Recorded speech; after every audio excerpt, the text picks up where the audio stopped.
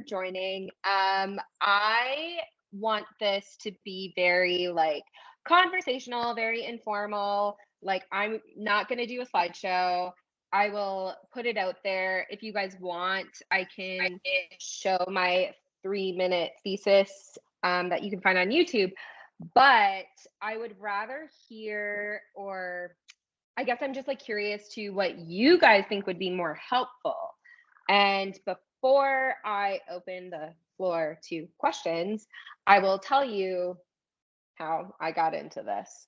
So, I am very passionate. My parents would describe me like I can be like a dog on a bone. I get a little bit obsessive. And when I first started the Master of Counseling program, I was like, I'm going to do my PhD. So I need to do thesis. Cool. And I was like, what research area will I be doing?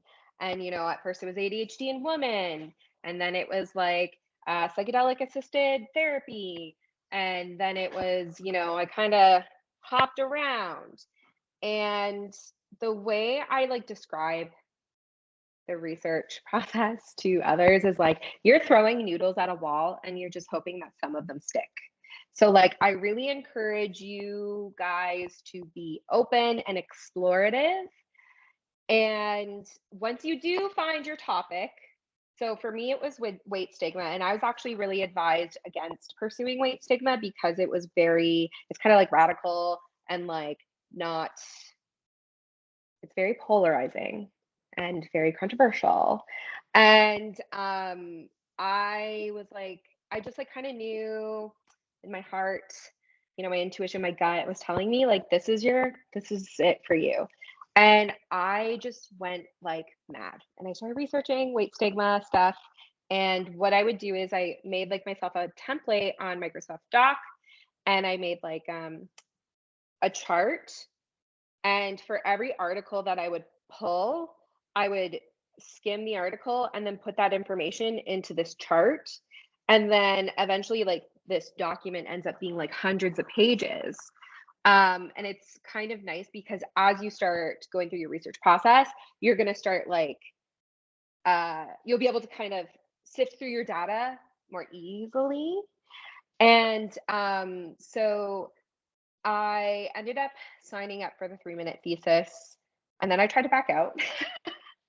And Crystal was really like, I really would love to see you present this topic. And I was like, okay, fine. To be like completely honest and transparent with you guys, I literally wrote my speech like a couple days before the presentation, like maybe like the date, I don't know, a couple days before. I didn't give it a lot of time, and I wrote it in like 15 minutes. And I started writing it, and I was just like, okay, what inspires me to be so passionate about this topic? And what is going to like what inspires me to be so passionate about this topic? And like, what do I think the general public might be inspired by? And what are some things that like we don't know? Because I'm like a very curious person, and I love learning, and I'm a nerd. And so I just really like when I say like capitalize on your passion. Like, what makes you inspired and excited and passionate about your topic? Is there a way that you can get others to be inspired and passionate about that topic? And also, I want to emphasize this because this drives me nuts in school. People think if they fluff up their language and use fancy terminology and use jargon, like it's going to make them sound smarter. But like, my opinion, the more you use jargon and the more you like try to puff up your feathers and puff up your chest to make yourself sound smart, the more I'm kind of disengaged, and the more I'm like, okay, I'm kind of questioning whether you actually know what you're talking about. And I would encourage you to break things down into layman's terms. Like, you should be able to explain your topic to like a third grader. It doesn't have to be like fluffy, insane, fancy language. There are going to be some words, obviously, or like concepts that might be a little bit more fluffier or sound like jargon. Like a word I like to use a lot is like paradigm. Not everyone knows what a paradigm is. So approaching that word and making sure you're giving the audience enough like clues to be able to clue in to maybe what paradigm might mean. So yeah, and then to continue on my transparent journey story, I wrote my speech like the day before the competition, and then I literally like rolled out of bed. I had really bad I had COVID for the second time, and I was like having trouble breathing. I almost lost my voice, and so I rolled out of bed, literally threw on a sweater like nothing else, did my presentation, and then like went back to bed. And that's like my funny story. But I would love to hear what would be helpful for you guys to know about what would help you be successful in the 3MT. I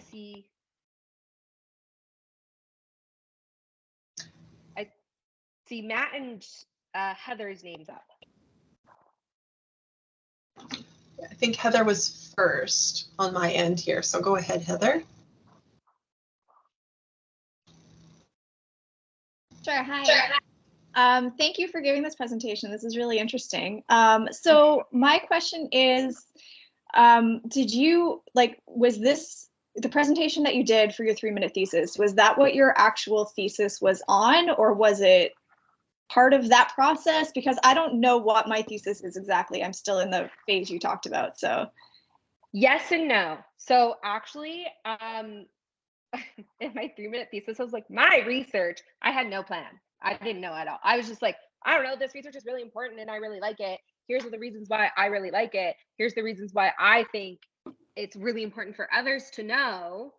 I had no plan. I had no actual thesis plan, but my thesis is on that topic. Okay, but you chose this before you actually had that nailed down? Yes. Okay, good to know. Thank you. It is important. I mean, you will score higher if you are in that like proposal stage or still trying to determine what your research topic is. If you can give a solid hypothesis of what you think the outcome of the potential research topic might be, you're going to rank higher. So, I mean, it's one thing to talk about your passions, but then it's another thing to kind of determine like, why is this important and what outcome might this have, right? And I think Karli did a good job of that too, right? Because there was nothing really set, but she really talked about what it is going to accomplish. Yeah. Right. Okay. And Matt, you're next. Hello. My question's a bit more of a technical one because I'm at a similar stage where you are, Karli. I've actually defended my proposal, so I'm more looking at the actual slide at this point. Could you give any advice on how to construct the slide? Like, what visuals did you put on there? How many words? What did you put on there? Just anything like that. Okay, so I can. And actually, I was like, Crystal was so mean when she was like coaching me through this because she was like, your slide is too busy. And I was like, my slide's great. I'm just kidding. Crystal wasn't mean at all. But I can, if it works, sometimes when I try to screen share on Teams, it doesn't work for whatever reason. So I can try to share my screen, but actually maybe what I'll do instead is put the link to the evolution of my slides in this chat. It would be like, Crystal, let me know if this is not allowed because it would be to my personal Google Drive. Oh, it's okay if you're just sharing that, like you're going to share your screen? Well, if my screen share doesn't work. Because I have your slide. Oh, do you? Okay.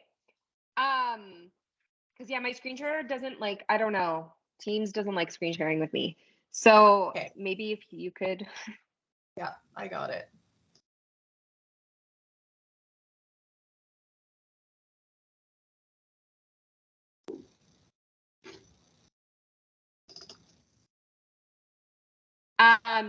But to like kickstart answering your question, Matt, my slide, okay, so I'm a very colorful person. So my slide kind of reflected that, but it was a little bit too busy. So like the feedback I got was less words, more pictures, and kind of less is more. Simple is better. Like the feedback I got on this slide was like even like it's a little too busy. Also a really good place for you guys to get free slide templates that I love is slidesgo.com. It's free. You can download like a template. There's some that you can pay for, but you can download a template and there's a huge selection of templates. But I would encourage you guys, super encourage you guys to look at slidesgo.com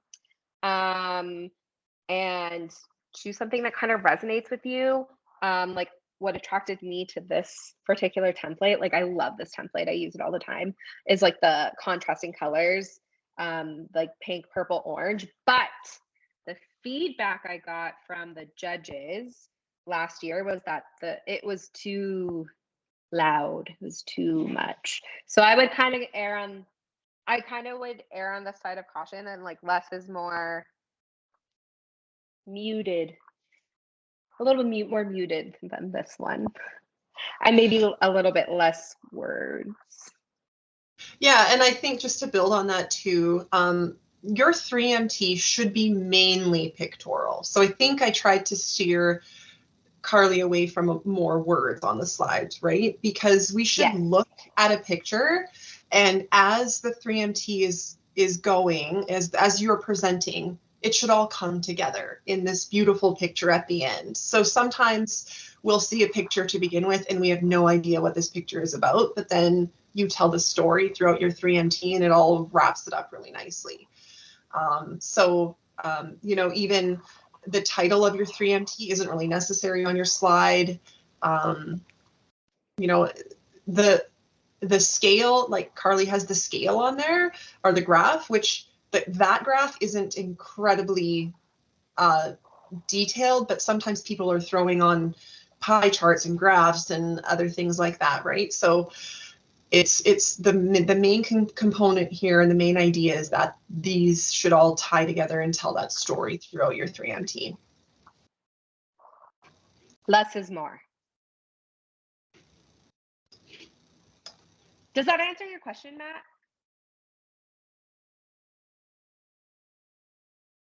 Oh my gosh, sorry, couldn't find my mic button. It absolutely does. That was super helpful, and Okay. the visual was also super helpful as well. Thank you so much. Okay, Yvonne, you're next. Hi, Karli. Just for my own clarity, what was this? Was this part of your master's degree or your PhD? Masters. Okay, so this was, I'm just trying to think apples to apples. Am I doing the same thing? Was this like your 701 or was this a different program altogether? 701, what does 701 mean? You know what? I'm thinking, no, you know what? I was thinking I'm in the MIIS program and I realized not everybody is. What? Oh, you know what? Actually, you bring up a good point because I kind of forgot that this was interdisciplinary. Like this is not just faculty of health. This is broad, like everyone. Right, yeah. So I think like, okay, so I'm gonna backtrack for a second and go off of what Crystal was saying, which is like, it's not just about your passion. Narrow it down a little bit, but try to emphasize the outcome of what your research will bring to the table, because it's like, well, why do we care? Like, why do we want to invest our time and money or invest resources into this topic? Like, focus I am Crystal, correct me if I'm wrong. I'd say like focus more on the what your research will bring to the field, like less on methodology. Yeah, I don't and know, that Crystal. actually, I'm glad you brought that up because I'm actually doing a grounded theory project.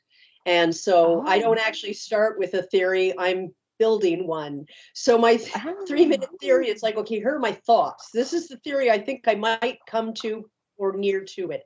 So that's kind of where I'm going. But that's why I wanted to know if you were working at a PhD level, I might, okay, this is too much for me. But if it's the same level, then I got it. Okay.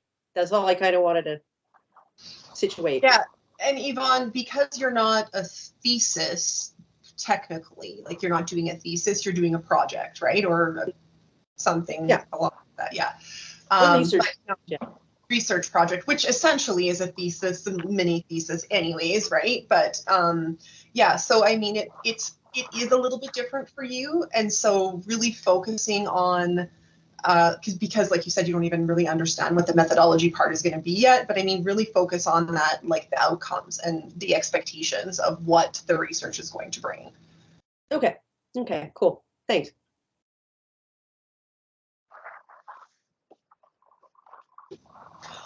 Does anyone else have any more questions, even if it's about the 3MT itself? If I can help as the 3-minute thesis coordinator, if you have questions, or we might, do you want to pull up your 3MT, Karli, and show it? I was gonna, so I know you said, okay, so I feel like I'm like,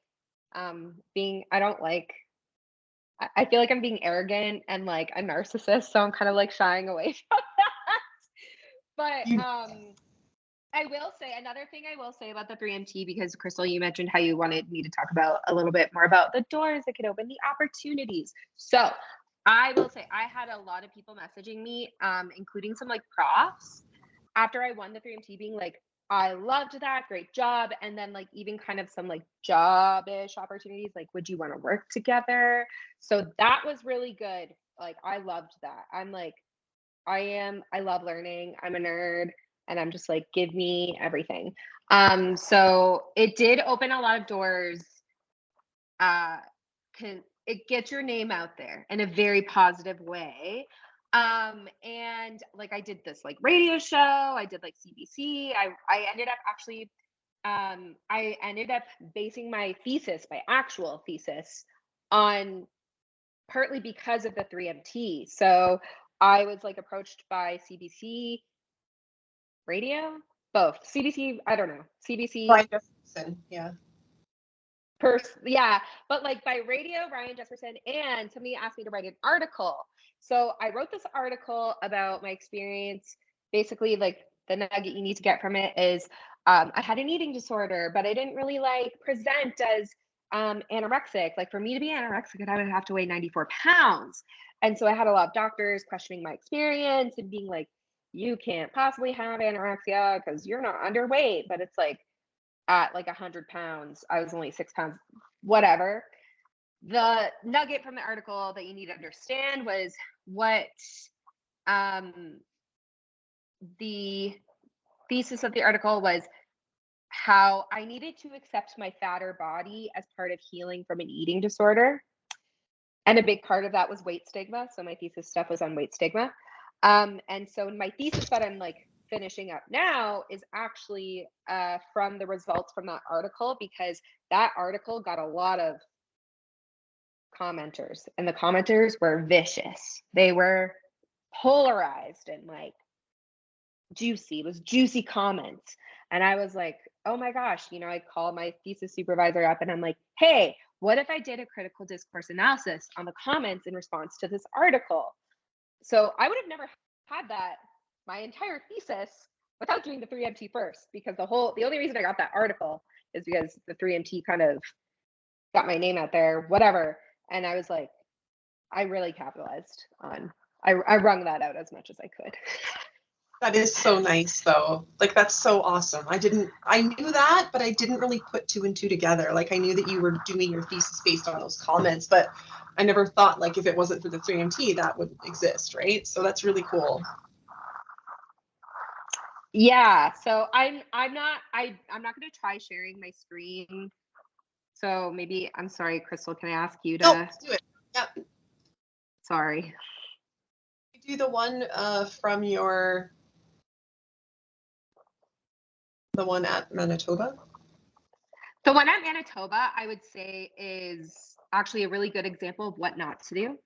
You could tell I was nervous. You could tell I was nervous, and I kind of did this and shuffled off the stage really quick.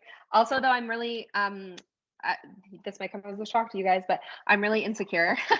So I'm like, I just don't want to be up there. So a lot of advice, if I could give it to people, would be figure out how to be confident when you're up there, and you're selling people on your research. Sell me on it. Why do I care?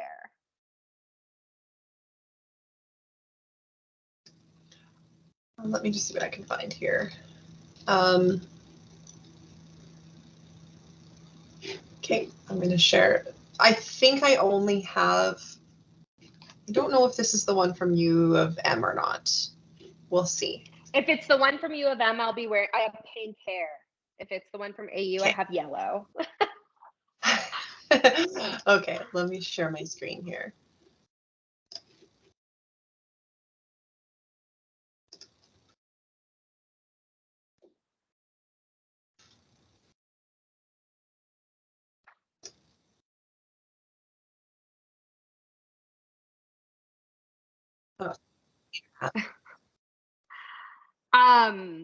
And yeah, I would just be confident.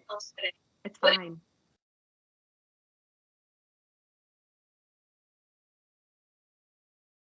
We can't hear it, I don't think. Oh.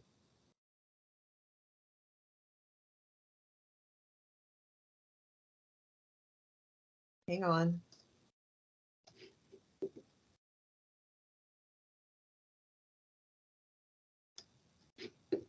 I need to share audio from the system. Sorry, hang on.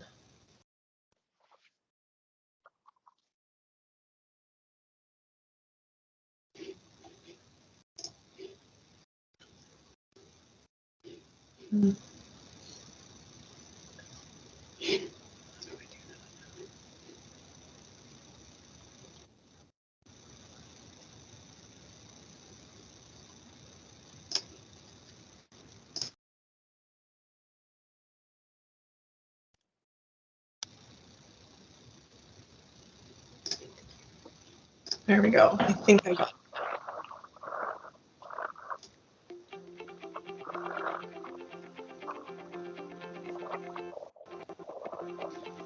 Good afternoon, everyone, and thanks for Oh, joining. Here we go.